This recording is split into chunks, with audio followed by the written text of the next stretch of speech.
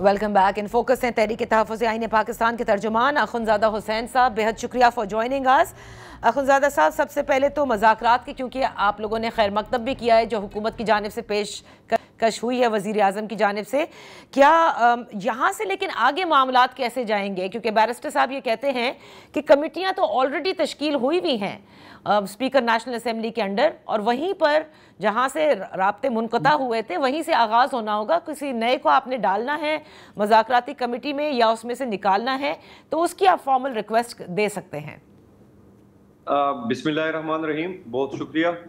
देखिए, पहली बात तो यह है कि बैरिस्टर साहब को अपनी पार्टी के हायर अप से मशवरा लेने के बाद इस तरह का कोई कमेंट करना चाहिए थे। जो पिछले मुज़ाकरात थे वो पीटीआई के अकाबिरीन कर रहे थे हुकूमत के साथ, और उसमें ज़ाहिर सी बात है कि उस वक्त जो कंपोजिशन हमारी थी डायलॉग कमेटी की, वो इस वक्त वो कंपोजिशन नहीं है, क्योंकि इमरान खान साहब ने जो मुज़ाकरात का मैंडेट और इख्तियार दिया है वो तहरीक तहफ़्फ़ुज़ आईन पाकिस्तान के दो अकाबिरीन सरबराह हमारे मुहतरम मशर महमूद खान चकज़ई और अल्लामा राजा नासिर अब्बास को दिया हुआ है। सही। तो ज़ाहिर सी बात है, अगर हुकूमत ने बात करनी है तो इन लोगों के साथ करनी है, और उसके लिए जब इनकी तरफ से कोई फॉर्मल रिक्वेस्ट आएगी उसके बाद हम गौर करेंगे। मेरे ख्याल में ऐसे कब्ज़ वक्त इन चीज़ों के ऊपर बहस करना मुफीद नहीं होगा।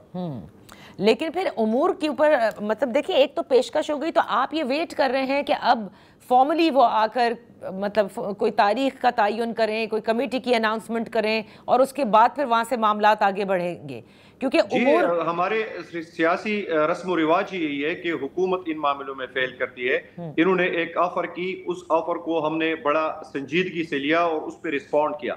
हमने देखे, आपको जो हमारे अल्लामिया आपने जरूर पढ़ा होगा, हमने कोई जाती एजेंडे के ऊपर इनसे मुज़ाकरात नहीं करने, ना कोई पावर पॉलिटिक्स के लिए करने, ना कोई पावर शेयरिंग का फार्मूला हम तय करने जा रहे हैं। हम ये समझते हैं कि पाकिस्तान इस वक्त शदीद बहरानों में गिरा हुआ है।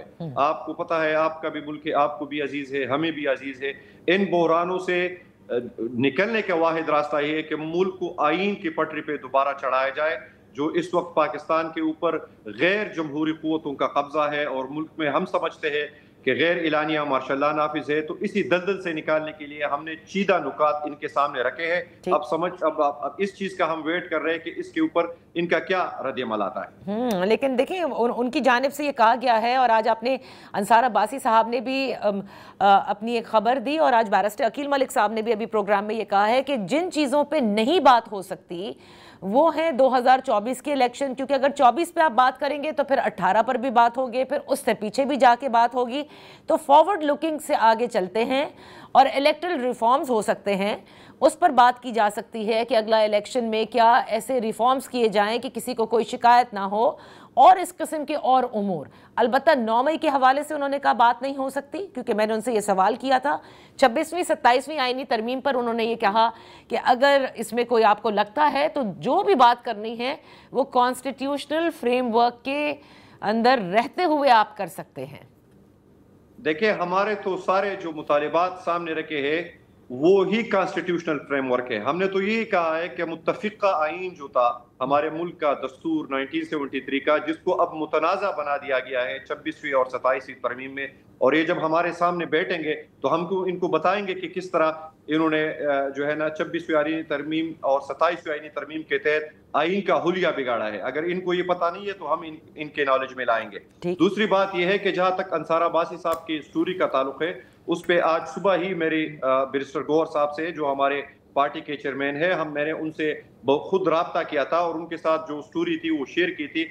उन्होंने कैटेगोरिकली इस चीज को डिनाई किया है कि उनके साथ कोई राब्ता। हाँ, उन्होंने इस चीज का सिर्फ इशारा दिया कि अंसार अब्बासी साहब ने हमसे राब्ता किया कि आपके तरफ इनका कोई पैगाम मौसूल हुआ है। हमने कहा कि पैगाम यही मौसूल हुआ है जो वज़ीर आज़म ने काबीना में गुफ्तगू की, जो ऑफर की, और उस पर तहरीक तहफ़्फ़ुज़ आईन पाकिस्तान ने रिस्पॉन्ड किया है। मजीद में उसमें उन्होंने ऐड किया कि अगर आगे अब इन्होंने कोई बात करनी है तो ये मेरा डोमेन नहीं है। हुकूमत को हमने ये बिल्कुल वाज़ेह अंदाज में कहा है कि इसका मैंडेट महमूद खान चकज़ई اور علامہ راجہ نصیر عباس صاحب کے ساتھ ہے۔ جہاں تک 2024 کی الیکشن کی بات ہے تو ہم یہ سمجھتے ہیں کہ اس وقت پاکستان جن بربادیوں کا شکار ہے اور جن بربادیوں کا ہم سامنا کر رہے ہیں، 2024 کا الیکشن ہی اس کی جڑ ہے۔